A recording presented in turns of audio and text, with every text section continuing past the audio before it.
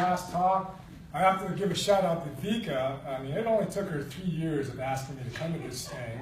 And I finally gave in when she said, can you just do it for me, just tell a story. So this past fall, I told a story. And now I'm like, what took you so long to talk me into it, you know? So anyway, when I think of hometowns, I think of something like Andy at Mayberry, some goofy TV show. But you know, we don't all have Andy at Mayberry's. We don't all have Mayberry's or communities in our past. For example, people that grew up with military families, maybe they grew up in military bases, or immigrants like me. I was born in Taiwan, and before I moved to the US, I lived in 4 different houses and 2 different towns. And after coming to the States, at age 8, I lived in 6 different houses, 3 different communities, and so I never felt like there was a place I could associate as community.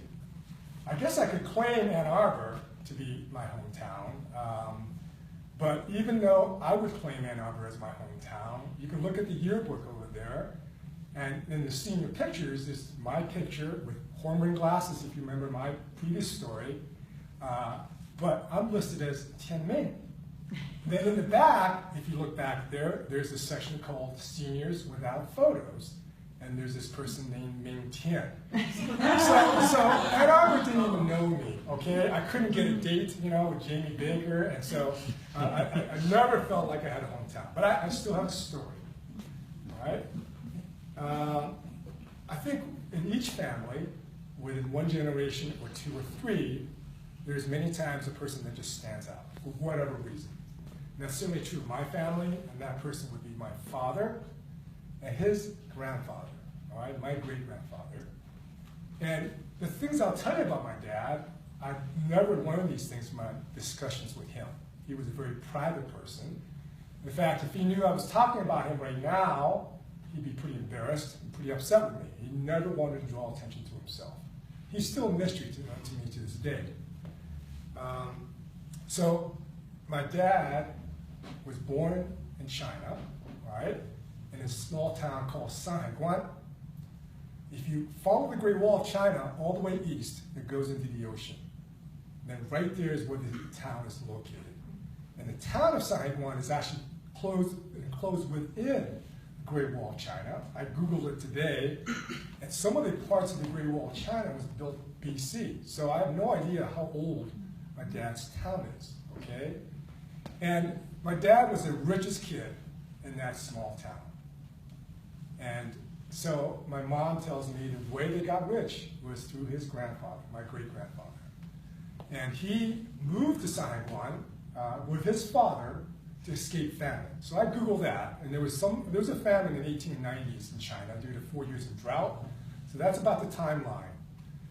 He was illiterate, poor, and when he got older, he got a job at a bank, sweeping floors and making tea. My mom's told me that story many times, and each time she tells me that, he's sweeping the floors and making tea for the workers. I'm sure he did other things, but that's what I have to tell you, all right? Like I mentioned, he was illiterate, he couldn't read or write, but he was well liked by the other workers, so they taught him how to read and write. Then one day, I guess somebody didn't show up for work, and they asked my great-grandfather to take his place. I guess he did such a good job, they decided to keep him on. So then I asked Mom, well, how did he go from being a clerk or a person that made tea to like owning the bank and owning many businesses and many properties in China? She said, that I don't know. And so part of the story is also about my father and my relationship with him. He was never a person I could just pal up to and ask, hey, Dad, just tell me about your childhood. Tell me what it was like back in China, all right? He was always a distant figure. In any case, so growing up in that town, right, for my dad, he was the richest kid there. And this is part of the enigma and the mystery of my father. He led a very privileged life as a child. I have some photos there at the end if people want to see it, but he was absolutely miserable, okay? So, these other stories come from my oldest sister and my grandmother and my mother as far as my dad's life. And so he was very close to his grandfather, and and I guess the story goes that a horse and buggy and an entourage would come by and pick up my dad when he was a toddler, take him to the bank, and he would play with his grandfather in the back office for half an hour before the bank opened.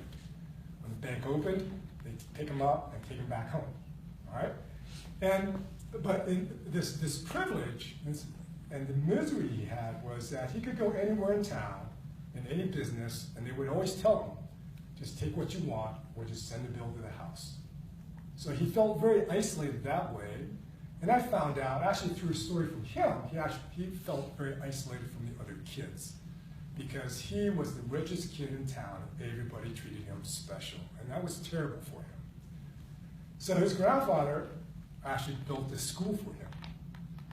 And many of these stories I heard when I was young, and again, just because of the family dynamics, and I think it's partly being Chinese, you just don't ask your parents all the details. And I think it's maybe a trait for anywhere in the world. You just don't end up asking your mom and dad, well, were you married before, anything like that. And that's a touchy subject for Chinese because many rich Chinese men had more than one wife. So I never want to know about this stuff, okay?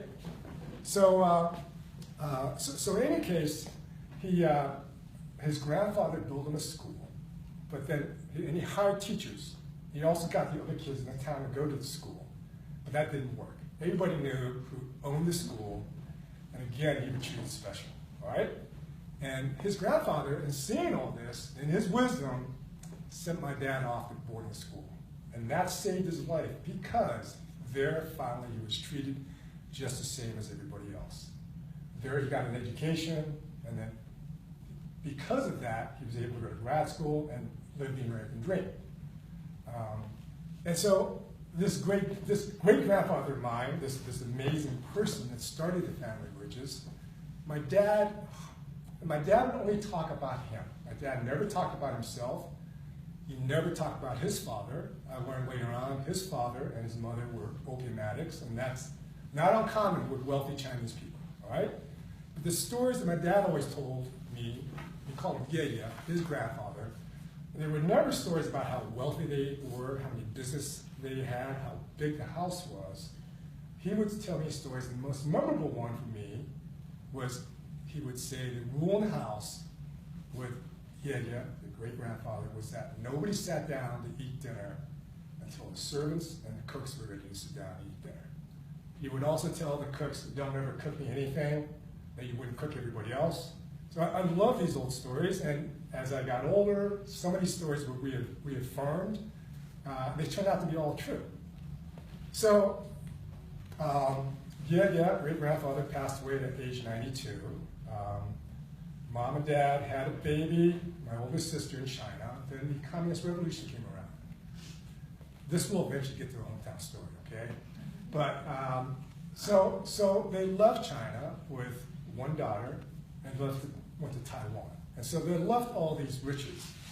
And the amazing thing, to hear my mom describe it, again getting to this privileged lifestyle that was poisonous for my father, it was almost liberating for my dad to lose all this money.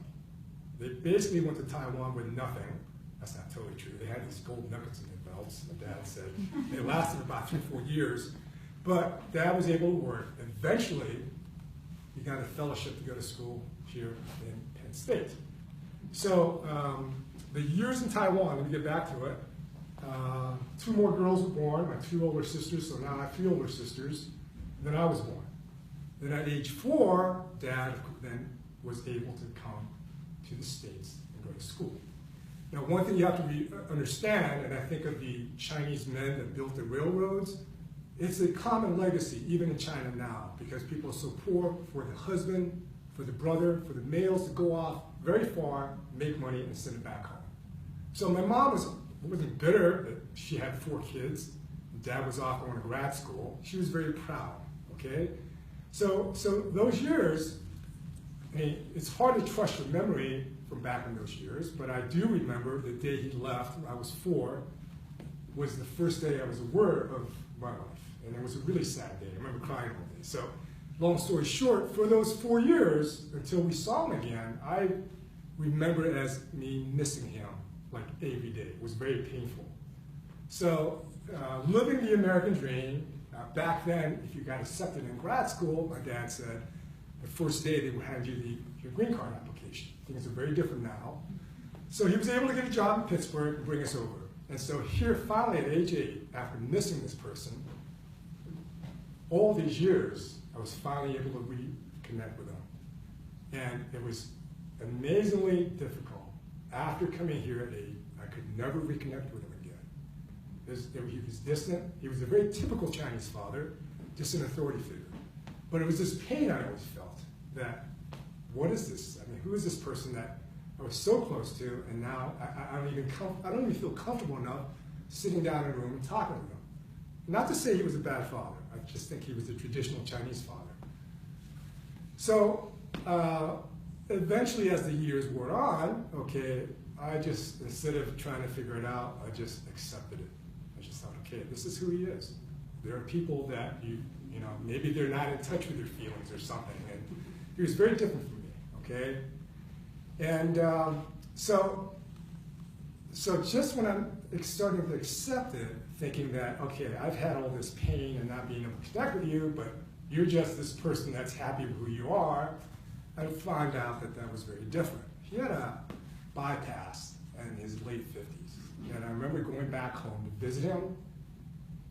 And when I saw him, I just, of course, asked him, how are you doing, Dad? And he started tearing up. And that's the first time I ever saw him tear up. I thought, what, are you in physical pain? He said, no. And I said, so what's wrong? You okay? And he just mumbled out, I really miss you guys. I had no idea what the heck he was talking about. I didn't really get it. What do you mean, you guys? And I said, well, Dad, I mean, we've been home every week.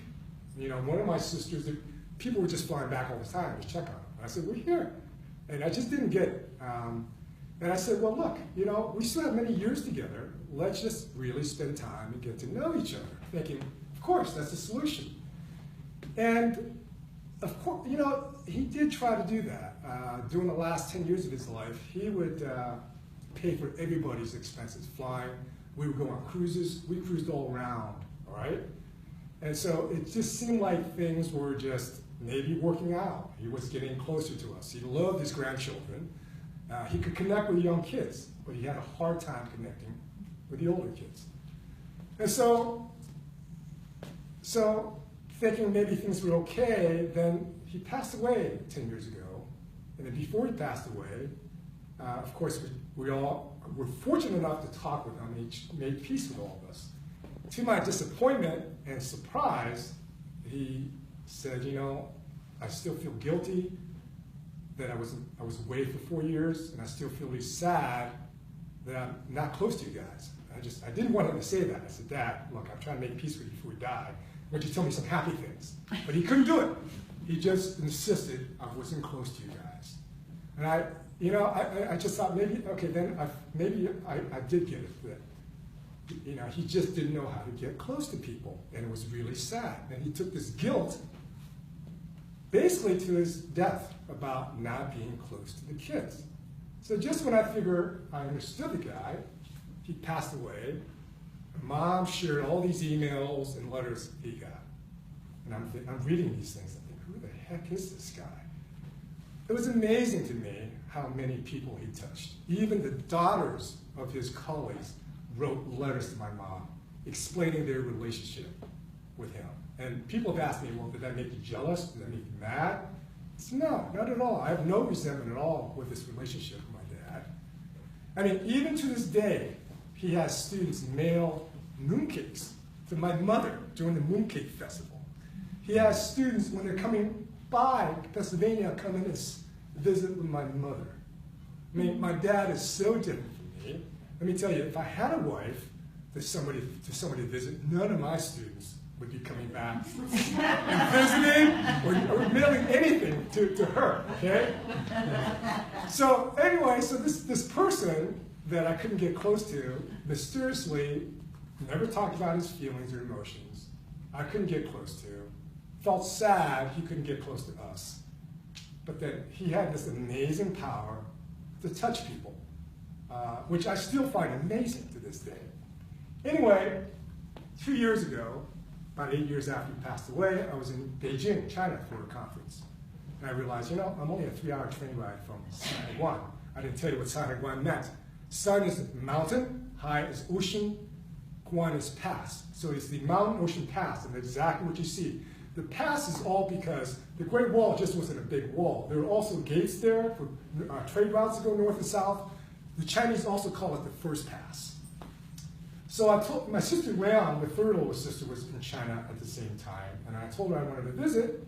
She said, "Yeah, I want to go with you." So we both met there, and here's this city closed within the Great Wall. And even though I realized all my siblings and I have been back there, either more than once by ourselves or with our kids, that this place still meant something special to us. And Dad, of course, had already moved on. It was strange. He loved China, but back in the 90s, the Chinese government gave anybody that owned property in China an opportunity to reclaim it. We were thinking, great, wow, fantastic. We get to own a part of this, thing that was built before, Christ was born. Dad wanted nothing to do with it. He indeed had moved on, and he in that regard, he's still a mystery to me. But Mom wrote the address down for us in Chinese, because most of us, the kids, are illiterate, just like our great-grandfather. So we walked around with the address written down. We found the place. We stomped around the town, and then in the middle of the stomp, my sister Leon said to me, it's really neat to be walking around these streets and imagine Dad running around these streets when he was just a little kid. And right there, it's like something really hit me. And I just realized, gosh, I felt like, so getting to the point of the story, I felt like this was my hometown. This was me. And I felt like, yes, now I am the son of my dad, and I'm the great-grandson of my great-grandfather. And I realized this whole feeling of a hometown, for me at least, was still about me trying to connect with my father 10 years after he's passed away.